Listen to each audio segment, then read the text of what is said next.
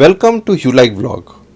Today I will review The Journey of a Mother written by Sagarika Chakraborty. This book is a memoir written by the author, and based on this, the Bollywood movie Mrs. Chatterjee vs. Norway has been made, whose lead character is played by Rani Mukherjee. Apparently, the focus of the story is the author's custody battle for her kids with the child welfare services of Norway, but there is much more to the story. This book is not fiction. It is a memoir, a real life, heart wrenching memoir of a mother. This book starts with a powerful first sentence. Hardships often prepare ordinary people for an extraordinary destiny. The story of the author as a whole is far more deep and complex compared to the fight for her kids against the Norway government. The life of the author undergoes a change when her parents want her to get married. And for this, they publish an advert in the matrimonial columns and then come in contact with a family whose son works in Norway. An excellent observation of the author in the early pages is, I believe life is like a one-way road. You choose your own path and create your own journey, but no matter what you do, you end up where you are meant to be. You can't turn back and escape your destiny. I would say that fate exists to throw challenges at us and how we deal with those challenges. That way we carve our destiny. This memoir shatters many beliefs that people hold in matters of arranged marriages and matching the relation through astrology. The astrologers in this case predicted that this marriage is a perfect marriage. The cultural aspect of Indian family have been very openly discussed and depicts how in Indian families the mother holds a very strong grip on her son. The possessiveness of the mother for their son is so strong that often the mother feels threatened by the arrival of the daughter-in-law. And then the classic mother-in-law and daughter-in-law conflict ensues. In fact, the trouble for the author starts even before the marriage. The Norway suitor is a mama's boy and has no qualms about it. Certain incidents are described, after which the author's grandfather even urged them not to have any relation with the family of the Norway suitor. As conflicts start to roll, a few days after the marriage, the author says for her husband, I never ever have seen such a spineless person in my life, which is really telling of the direction to which the relation was going when the relation had just started, when the marriage had just happened. In such situation, one can imagine the things to come. But wait, the conflicts are much worse than we can imagine. We can clearly see the narrow mentality of the in-laws towards the newlywed daughter-in-law, who is considered a chattel, as if she is a property of the groom's family and not an individual person, a human being who is in relation to her husband. One can even decipher that higher education like B.Tech or M.Tech and a job in Europe hardly adds any value to a person who continues to display the toxic patriarchal values. Equally visible is that the mother-in-law, a woman, is an important instrument in perpetuating such patriarchy. When compared to India, in European countries, the awareness for child rights and the enforcement of those laws are very strict, and so is in Norway. Interesting that as per a joint study conducted by WHO, UNICEF and Lancet, they developed an index which is called the Child Flourishing Index, based on conditions fundamental to child's well-being. In that index, for the year 2020, the rank of India was 131, that of USA was 39, and that of Norway was 1. That is to say, even in 2020, these international agencies considered Norway to be the best country for children to grow in. It should be noted that Norway considers itself a welfare state. Perhaps it is one of the extreme examples of a welfare state. A welfare state means that the state thinks that it knows what is best for the individual. In other words, in an extreme form of welfare state, even the individual does not know what is best for them. And who is supposed to know what is best for the individual? The bureaucracy.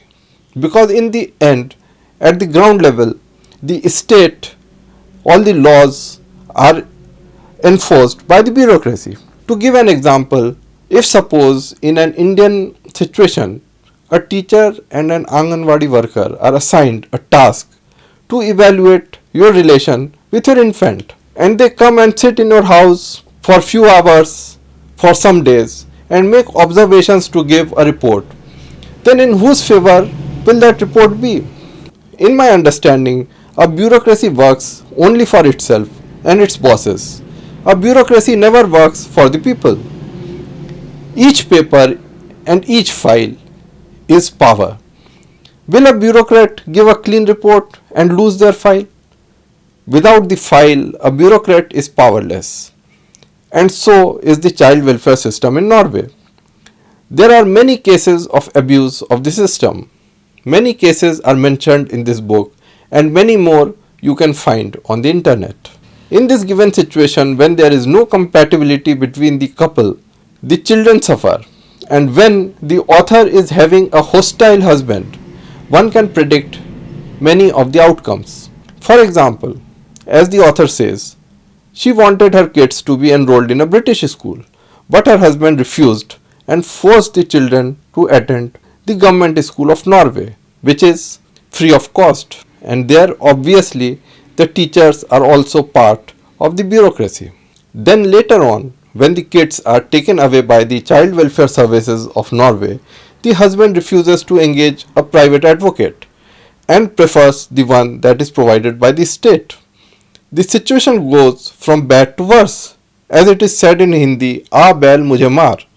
That exactly happened, and each bad decision by the husband was an invitation to make the things more complicated for the author to get her kids back from the custody of the authorities. An aspect I observed in the book is that the author would defend her husband in front of others in Norway, even while the husband continued to be abusive. It seemed a sordid case of toxic trauma bond, or even sort of Stockholm syndrome. Needless to say, the Bharatiya Nari was trying to uphold her family respect in front of the outsiders. And all these when the author says that the husband would kick her in the belly, physically abuse her, won't give her money even for food, and all these in addition to mental torture in various ways, like writing divorce letters to her. If you thought the situation had reached the lowest point, then there is more. While the author's parents activate their contacts and protest against the illegal taking away of the kids, and also the top leaders of various political parties of India get involved, so much so that even the Prime Minister of the country speaks with his counterpart of the Norway, the in-laws start to side with the Child Welfare Service of Norway and would even prefer that the kids remain with the foster parents till they turn 18 in Norway. How complicated a situation can get for a woman when husband and in-laws are working against her is brought out clearly.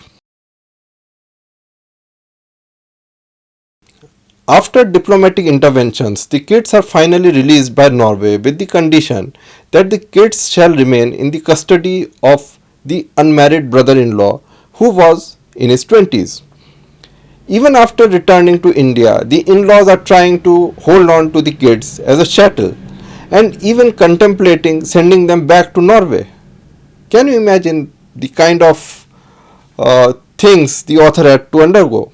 But thanks to some lawyer friends and some Supreme Court judgments and various statutory agencies of India, and ultimately the legal battle in the Calcutta High Court, the author finally gets custody of her kids.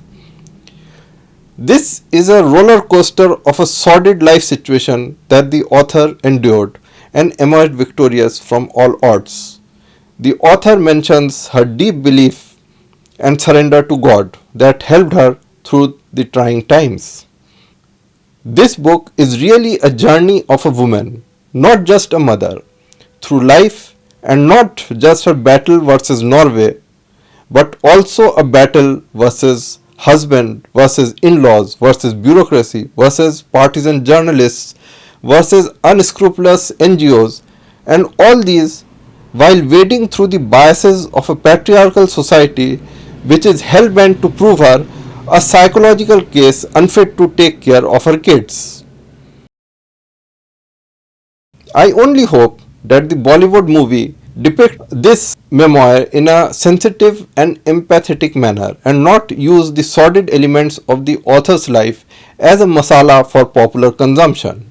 One thing I would surely say regarding the structure of the book: many chapters are facts and copies of rules, applications, petitions, correspondence, and appeals, and some of these are of legal nature. These could have been put at the end of the book as notes. Presence of these through the narrative makes the book more akin to a research paper and breaks the flow of the memoir.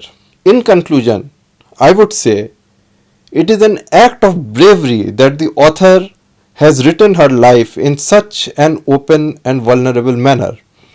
This is a must-read book for all the women of marriageable age, that they be extra careful in selecting their spouse.